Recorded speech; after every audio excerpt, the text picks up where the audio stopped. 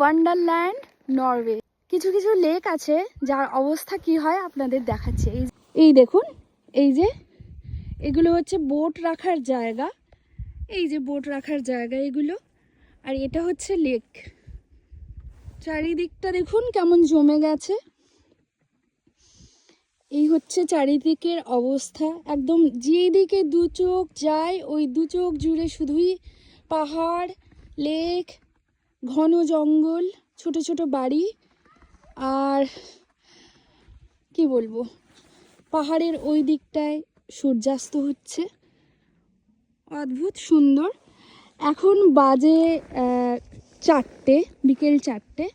এখন নরওয়েতে দিনটা একটু বড় হতে শুরু করেছে, তাই জন্যে 4টে অবধিও আলো আছে। বেশ কয়েকদিন আগে দুপুর 2:30-3টের দিকেই সূর্যাস্ত হয়ে যেত।